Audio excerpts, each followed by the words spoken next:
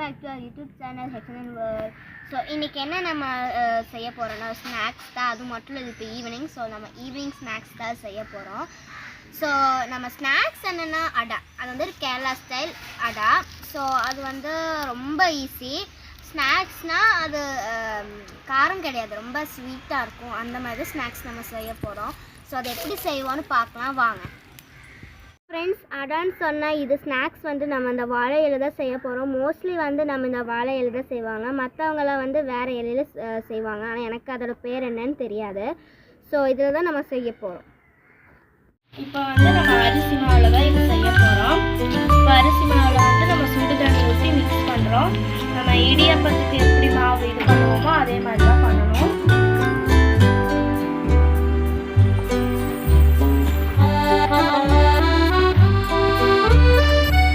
இப்போ வந்து நம்ம தேங்காய் எல்லாம் கிரேட் பண்ணி வச்சுருக்கோம். அது கூட நம்ம வந்து வெல்லம் வந்து இதே மாதிரி கிரேட் பண்ணிட்டு இருக்கோம், ப்ரௌன் சுகர்.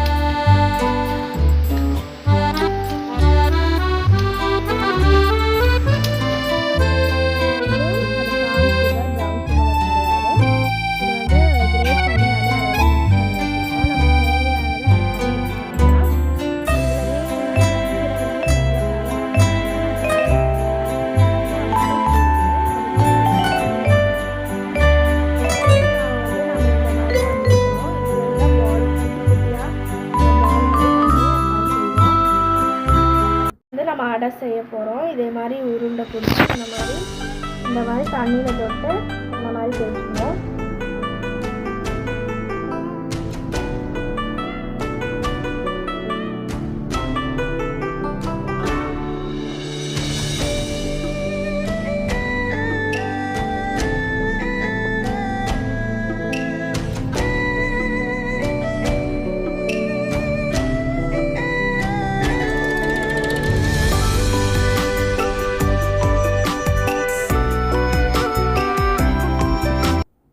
வந்து இந்த மாதிரி நம்ம அந்த மிக்ஸ் பண்ணி வச்சு அந்த தேங்காய் ஆட் பண்ணிக்கலாம்.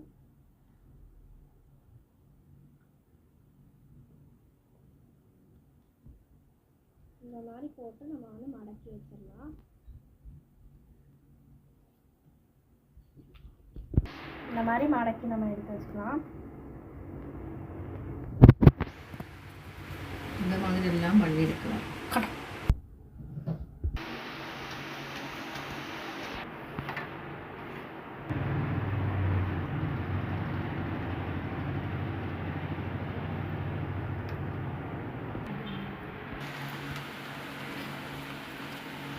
Tadi kita berikan.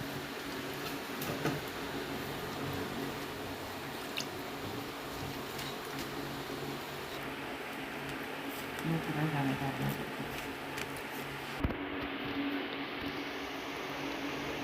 இப்போ ஃப்ரெண்ட்ஸ், நம்ம வந்து அடுப்பில் தான் செய்ய போகிறோம். நான் வந்து அடுப்பு பற்ற வைக்கிறேன். இப்போ நம்ம தண்ணி ஊற்றிக்கலாம் வேக வைக்கிறதுக்கு. இப்போ வந்து நம்ம அடுப்பில் வச்சுக்கலாம். இப்போ வந்து நம்ம இந்த இட்லி தட்டு வச்சுக்கலாம், அதில் தான் வேக வைக்க போகிறோம்.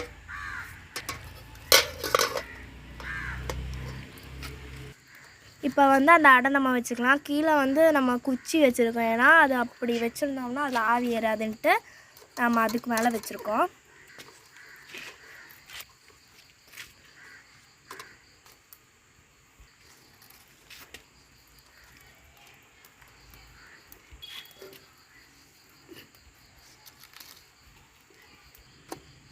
இனி வந்து நம்ம மூடி வச்சுக்கலாம்.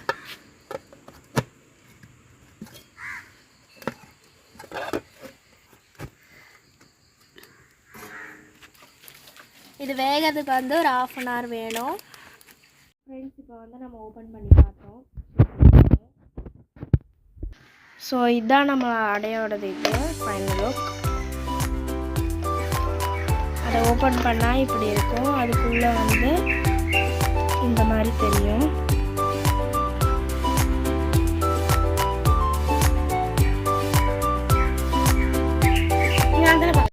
ஹாய் ஃப்ரெண்ட்ஸ், ஸோ நீங்களும் அந்த மாதிரி ரெசிபி செஞ்சு பாருங்கள். ஸோ அது ஒரு ஈஸியான ரெசிபி. நம்ம அந்த தேங்காயும் அந்த பாம் சுகரும் வச்சு தான் ஈஸியாக பண்ணியிருக்கோம். ஸோ நீங்களும் அந்த மாதிரி பண்ணி பாருங்கள். எண்ணெயெல்லாம் நம்ம யூஸ் பண்ணாமல் பண்ணியிருக்கோம் பாயில் பண்ணி. ஸோ எல்லாருனாலே அது சாப்பிடலாம். ஸோ ரொம்ப ரொம்ப ஈஸியான ரெசிபி. ஸோ நீங்களும் செஞ்சு பாருங்கள். டேஸ்ட் எப்படி இருக்குன்னு கமெண்ட் பண்ணுங்கள். ஸோ மறக்காமல் லைக் பண்ணுங்கள், ஷேர் பண்ணுங்கள், கமெண்ட் பண்ணுங்கள், சப்ஸ்கிரைப் பண்ணுங்கள். தேங்க்யூ ஃபார் வாட்சிங்.